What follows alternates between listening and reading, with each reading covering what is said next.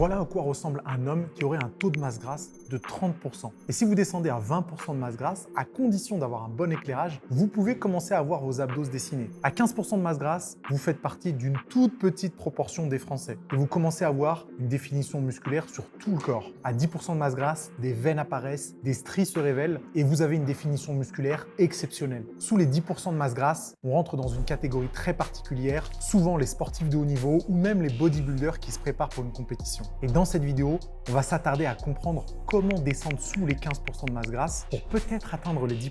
Bienvenue sur la chaîne Fitmass, je m'appelle Nassim Saïli, je suis coach sportif et créateur des programmes Fitmass. Des programmes basés sur la science, destinés à vous faire prendre du muscle, perdre du gras, améliorer vos performances ou même construire votre propre programme. Vous pouvez d'ailleurs retrouver les programmes Fitmass et les accompagnements First sur fitmass.fr, le lien est dans la description. Et sur cette chaîne YouTube, ma mission est simple, vous aider à mieux comprendre votre corps pour que vous puissiez mieux vous entraîner, mieux vous alimenter et améliorer votre mode de vie. Je compte sur vous pour vous abonner à la chaîne et activer les notifications. Commençons par passer au peigne fin les différents taux de masse grasse chez l'homme. Attention, toutes les valeurs que je vais donner concernent surtout les hommes. Pour les femmes, les valeurs sont différentes et 20% de masse grasse chez un homme, ça ne ressemble pas du tout à 20% de masse grasse chez une femme. Les femmes ont physiologiquement un taux de masse grasse plus élevé et chercher à atteindre 15 ou 10% de masse grasse pour une femme, c'est non seulement probablement pas très intéressant, mais ça peut en plus être dangereux. Donc maintenant que le disclaimer est terminé, attachons-nous à identifier et à comprendre les différents taux de masse grasse. La moyenne pour un homme change un peu en fonction des sources que vous allez consulter. Certains parlent de 20 à 25% de masse grasse, d'autres parlent de 22 à 28% de masse grasse. C'est une valeur de toute façon un peu arbitraire et le taux de masse grasse idéal change en fonction des individus. Par exemple, moi je me sens très bien à 20% de masse grasse, mais d'autres hommes qui auraient ma tranche d'âge se sentent très bien à 15 ou 16% de masse grasse. Il n'y a pas de vérité absolue et en plus le taux de masse grasse idéal change en fonction des étapes de notre vie. Tout ça pour dire qu'au-dessus de 20% de masse grasse, vous avez peu de chances de voir vos abdos. Par contre, il est tout à fait possible que ce soit un taux de masse grasse safe qui n'augmente pas vos chances de développer certaines maladies. Mais aujourd'hui, ce qui nous intéresse, c'est quand même d'avoir les abdos les plus dessinés possibles. Et pour ça, le ratio qu'on trouve la plupart du temps sur Internet, c'est entre 12 et 15%. Encore une fois, ça dépend de la façon dont vous allez stocker du gras,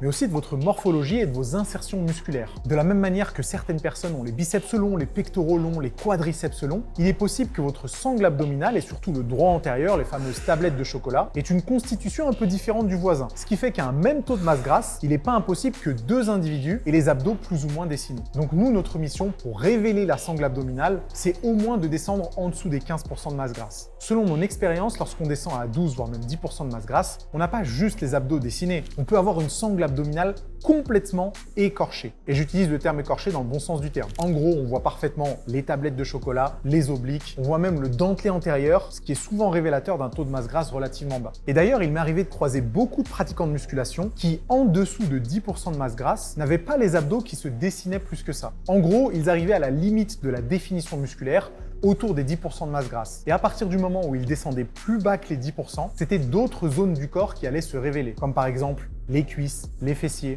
des zones sur lesquelles le gras peut être récalcitrant et qui demandent beaucoup d'efforts pour être réduit. Est-ce que ça vaut donc le coup d'avoir pour objectif de descendre sous les 10% de masse grasse pour avoir des abdos plus dessinés? Selon moi, non. 10% c'est déjà un objectif très ambitieux, très sérieux, qui va demander quelques sacrifices et un peu d'organisation. Je ne vais pas vous annoncer une très bonne nouvelle, mais il faut que vous en soyez conscient. La réduction de la masse grasse localisée est impossible. Ça veut tout simplement dire que si vous cherchez à perdre du gras au niveau du ventre et uniquement au niveau du ventre, laissez-moi vous dire que c'est impossible. Vous aurez beau faire tout le gainage que vous voulez, toutes les séries d'abdos que vous voulez, tous les crunchs que vous voulez, le fait de provoquer une brûlure sur cette zone-là ne va en aucun cas augmenter la perte de gras sur la zone concernée. Je sais, c'est une mauvaise nouvelle et moi aussi j'aurais aimé croire que c'est possible, mais malheureusement c'est impossible. Mais le fait de savoir que c'est impossible, ça nous permet d'envisager notre programme d'entraînement et notre programme alimentaire différemment et surtout ne pas espérer que l'impossible se réalise. Et ce que je dis pour la sangle abdominale est en réalité valable pour tout le corps. Que ce soit les abdos, les cuisses, les fessiers, les bras, les épaules, il n'est pas possible de perdre uniquement du gras sur cette zone-là, encore moins en faisant des exercices sur la zone concernée avec des séries très longues ou des récup extrêmement courtes. La brûlure qui sera provoquée n'a non seulement rien à voir avec la perte de gras, mais en plus n'a rien à voir avec la prise de muscle. En clair, c'est de la perte de temps. Au moins ça c'est dit et on peut passer à ce qui est réellement intéressant lorsqu'on veut avoir des abdos dessinés. Parce Parce que oui, avoir des abdos développés, c'est possible au même titre que tous les autres groupes musculaires. Et comment on fait grossir les autres groupes musculaires? Avec des exercices adaptés, des fourchettes de répétition adaptées, des charges adaptées. Eh bien, on va faire exactement la même chose pour les abdos. Sauf que les abdos, contrairement à ce que pourraient croire certains pratiquants de musculation, on n'a pas besoin de beaucoup d'exercices pour les travailler. D'ailleurs, je suis le premier à dire que 2 voire 3 exercices maximum, c'est largement suffisant pour stimuler toutes les fibres musculaires de toute la sangle abdominale, c'est-à-dire grand droit de l'abdomen, mais aussi oblique interne et oblique externe. Et pour ça, on va choisir des exercices qui correspondent au rôle des abdos. Et pour moi, les 2 plus intéressants, ça reste un exercice de crunch, potentiellement lesté. Personnellement, j'adore les crunchs à la poulie haute, qui provoquent une excellente sensation sur les abdos. Et on peut coupler ça avec un exercice de relevé de jambes. Sur les 2 mouvements, le but, c'est de faire une flexion de la colonne vertébrale.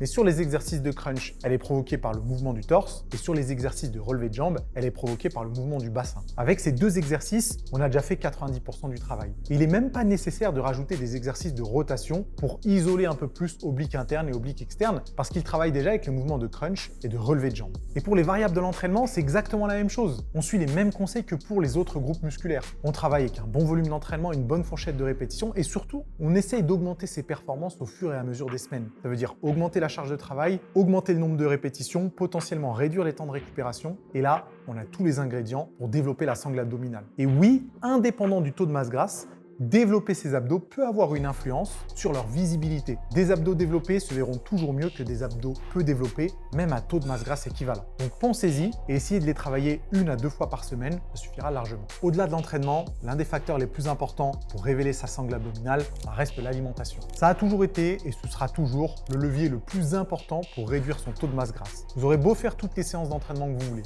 tout le cardio que vous voulez, si votre alimentation n'est pas précisément choisie pour soutenir votre objectif de perte de gras, vous risquez de faire du surplace, voire même de régresser. L'idée derrière une bonne alimentation, c'est de provoquer un déficit calorique que vous allez pouvoir tenir sur plusieurs semaines. Parce qu'atteindre 15, 12 ou 10% de masse grasse, c'est pas l'histoire de quelques jours, c'est l'histoire de quelques semaines, voire même de quelques mois en fonction de votre point de départ. La dernière fois que j'ai cherché à atteindre 10% de masse grasse en partant de 22% de masse grasse, j'ai mis un total de 4 mois. Pour quelqu'un qui connaît parfaitement son corps, qui sait exactement comment construire son programme de musculation et qui fait les efforts nécessaires au niveau de la diète. Donc la patience sera la meilleure des vertus. Ne soyez pas trop pressé dans l'accomplissement de cet objectif. Puis n'oubliez pas que c'est pas toujours une mauvaise nouvelle que la progression prenne beaucoup de temps. Ça vous permettra d'identifier plus facilement ce qui fonctionne bien pour vous, pour éviter de prendre des décisions qui vous feraient perdre en motivation et du coup stagner. Même si on a abordé les points les plus importants, il reste quand même quelques petites choses à dire sur la perte de gras. Et ça tombe bien, j'ai préparé une masterclass hyper complète sur la perte de gras où je rentre en profondeur dans tout ce que tu dois savoir pour progresser. Que tu aies 5, 10, 15 voire même 20 kg de gras à perdre, dans la masterclass, je te donne une feuille de route claire et facilement applicable. Et d'ailleurs, tu peux t'y mettre dès maintenant, c'est 100% gratuit et tu peux y accéder en cliquant sur le premier lien dans la description. Fais-en bon usage parce que c'est vraiment mes meilleurs conseils pour la perte de gras, donc j'espère qu'ils te serviront dans ton objectif. Et après avoir cliqué sur le lien dans la description, tu peux toujours aller voir une autre vidéo de la chaîne Fitmass. Il y en a des très intéressantes sur l'entraînement, sur la diète et sur le mode de vie en général. Je suis sûr que tu trouveras ton bonheur.